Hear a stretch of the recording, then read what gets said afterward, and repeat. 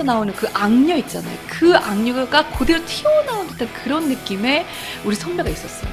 사건과 쫓아다니면서 머리 쥐어박고 너는 왜 그렇게 생겼니? 왜 걸음걸이가 왜 그러니?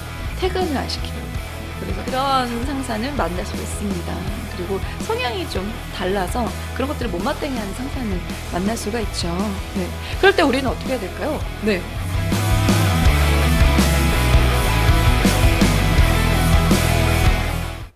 네, 안녕하세요. 압구정 스피치 이혜정입니다. 네, 직장생활, 사회생활을 하다 보면은 꼭 만나는 또라이들이 있습니다. 네, 이 또라이를 피해서 이 직장으로 왔는데 여기도 또 그 또라이 같은 사람이 또 있어요. 네, 우리 조직에만 이 또라이가 있는 줄 알았는데 내 팀을 바꿔서 갔더니 저기도 또라이가 또 있어요. 이것을 한마디로 표현하면 또라이 질량 보존의 법칙이라고 하죠. 네. 또라이는 어디 가든지 다 있습니다. 네. 그런데 참 이상하게, 어느 순간 또라이가 없는 것 같아. 내 주변에, 다 정상적인 사람만 있는 것 같아. 그럼 누가 또라이예요? 네, 내가 또라이인 거죠. 네. 네, 이런 이야기들이 우리 직장인들 사이에서 좀 유머로 네, 많이 퍼져 있었죠. 저도 엄청난 또라이 선배를 만난 적이 있습니다. 네. 제 직장이 조금 여러 가지 다양했어요. 네. 어디를 가든지 또라이들이 있었어요. 그 전에 제가 첫 직업은 간호사였어요. 간호사. 네. 되게 특이하죠? 지금은, 쇼호스트 하다가 갑자기 스피치 학원을 하고 있는데, 그 전 직장이 간호사였다니 이 포인트에서 많이 놀라세요. 네, 간호학과를 나왔고 대학병원에서 간호사 생활을 그래도 꽤 오래 했어요. 한 6년, 7년 정도. 네, 20대 때는 그 일을 했던 것 같아요. 그런데 성격이 나는 드라마에서 나오는 그 악녀 있잖아요. 그 악녀가 그대로 튀어나온 듯한 그런 느낌의 우리 선배가 있었어요. 어느 정도였냐면요. 내 친구가 동기 애가 엄청 예뻤어요. 그 친구 때문에 제가 조금 덜 괴롭힘을 당하긴 했어요. 그 친구가 워낙 예뻐서 타겟이 됐거든요. 근데 그 친구가 이제 다른 보호자라든지 환자라든지 우리 닥터 선생님들, 과장 선생님들한테 굉장히 좀 사랑을 많이 받을 수밖에 없잖아요. 좀 예쁘게 생기고 이제 신입이고 하니까 관심을 많이 받을 수밖에 없잖아요. 그러니까 그게 너무 싫었던 거예요. 그런데 그 친구가 그게 너무 싫으니까 그 출근해서 퇴근할 때까지 같이 이제 교대 근무니까 같이 그 팀이 되면 그 애는 정말 죽는 날이었어요. 모든 일 사사건건 쫓아다니면서 잔소리를 퍼붓고 화를 내고 어쩔 때는 정말 물건을 집어 던지기도 했어요. 그리고 그 친구가 무슨 말을 하든지 간에 꼭 그 반대 얘기를 하면서 동의해주지 않았고 이렇게 A라는 일을 해서 이렇게 하라고 해서 그렇게 하면은 B라는 이유를 대면서 또 질책을 하기 시작했죠. 그 친구가 너무너무 불쌍했어요, 사실은.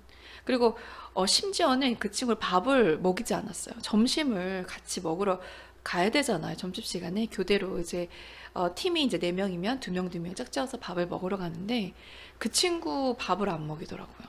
점심시간에 꼭 일을 시키더라고요. 그래서 그 친구가 정말 우리 그 부서에서 일을 할 때, 우리 병동에서 일을 할 때 1년 동안 정말 살이 굉장히 많이 빠지는 걸 제가 목격한 적이 있어요. 네. 그러니까 저도 한 번은 일요일날 근무인데 제 생일날이었거든요. 근데 생일이란 거랑 일이랑 상관은 없지만 생일날 혼나면 더 서럽잖아요. 근데 저한테 엄청 또 괴롭힘을 시작을 한 거죠.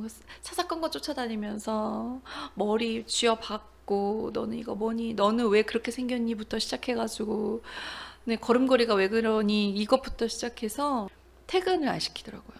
그래서 창고에 또 끌려가서 저한테 뭘 시켰냐면은 그 우리 환자들이 끌고 다니는 그 링거병 끌고 다니는 볼대라고 했거든요.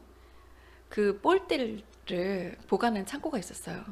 그 창고에서 그 알코올이나 알코올솜이나 그 걸레 주면서 이거를 정말 티끌 하나 보이지 않게 다 닦고 퇴근을 하라는 거예요. 조금 있다가 자기한테 연락을 해서 자기 휴게실에서 쉬고 있을 테니까 검사하고 퇴근하라는 거예요. 그래서 제가 다 닦았죠. 다 닦아서 1시간 뒤에 닦아서 보여드렸는데 마음에 안 든다.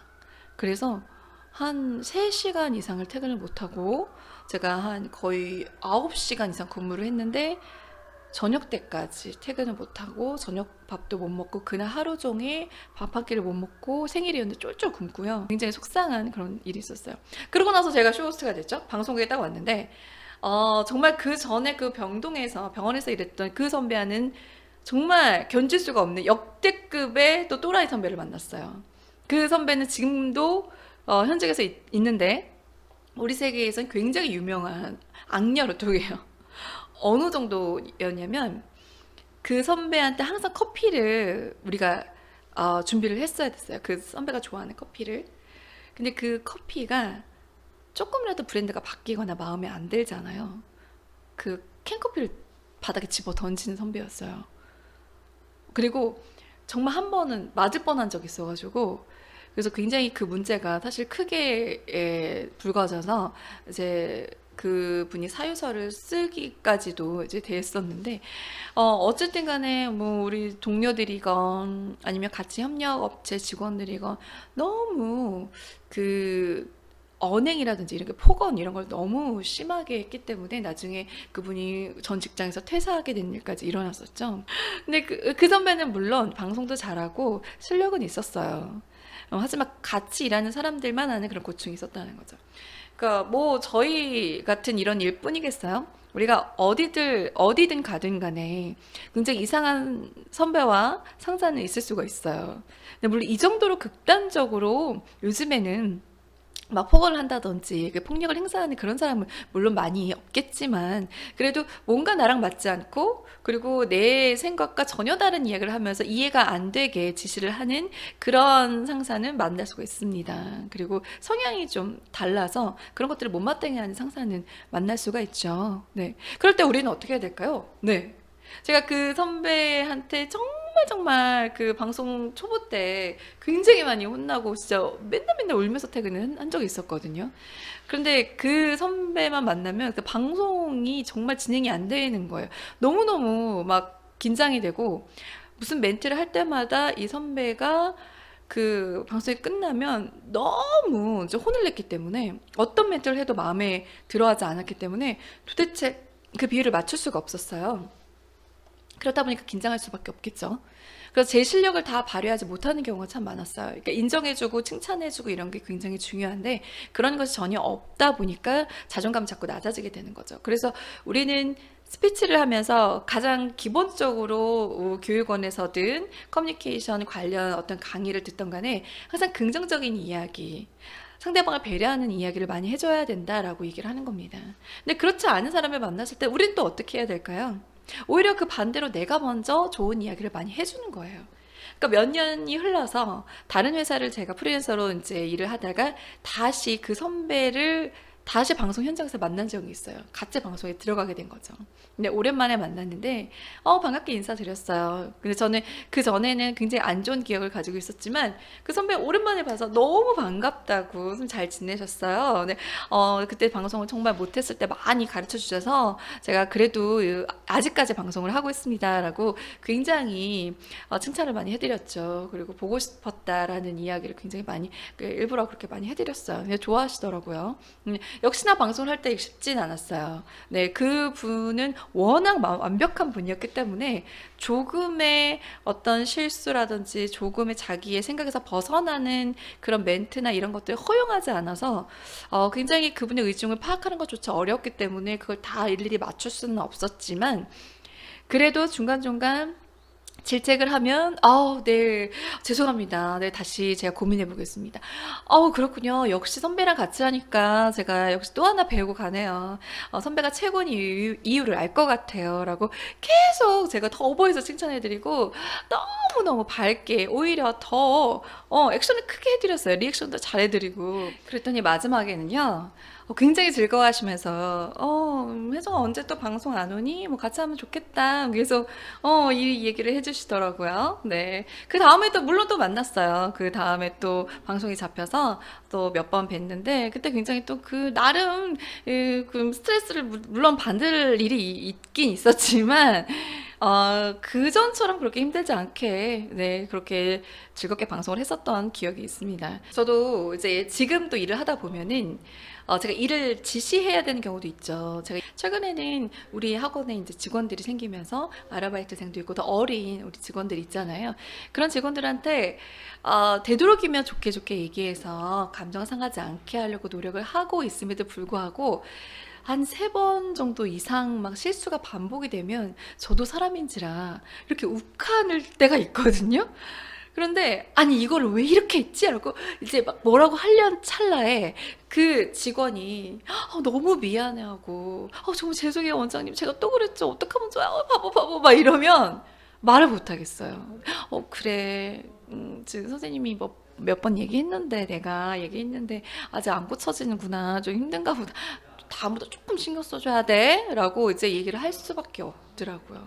그러니까 반대로 제가 실수하거나 제가 누군가한테 질책을 받거나 누군가에게 마음에 들지 않는 행동을 했을 때 그런 언사를 당할 수가 있잖아요. 그럴 때 오히려 더 미안해하고 내가 잘못한 걸 다 따지지 말고 그냥 그 사람에게 불편함을 줬다라는 거에 대해서 굉장히 인정하고 공감해주고 그런 사려 깊은 행동을 보여주면 좀 그 갈등이 덜해질 거라는 생각이 들더라고요. 그런 일들이 실제로 있었고요. 그래서 우리가 어떤 고객들을 만나는 서비스 현장에서는 더 이런 화법들이 적용이 될 때가 있습니다. 그러니까 우리가 잘못하지 않았어요. 꼭 소비자가 이건 분명히 고객이 착각을 하고 실수를 한 것임에도 불구하고 우리에게 질책을 하는 경우가 있거든요. 그럴 때는 그 잘잘못을 따지지 말고 일단은 인정해주고 불편하고 언짢은 상황이 발생한 거에 대한 안타까운 마음을 표시해 주는 거죠. 그래서 정말 세상에 있는 많은 또라이들이 있습니다. 그런 또라이들을 만났을 때 그 내용적인 면에서 논리적으로 따지기보다는 일단 그 감정을 알아주고 인정해주고 그리고 내 마음을 조금 내려놓고 네, 더 칭찬해주는 그런 화법을 통해서 여러분들을 보호하셨으면 좋겠어요. 내 마음을 다치지 않게 내 방어망을 칠 수 있는 게 바로 이런 화법인 것 같습니다. 네, 한번 해보세요.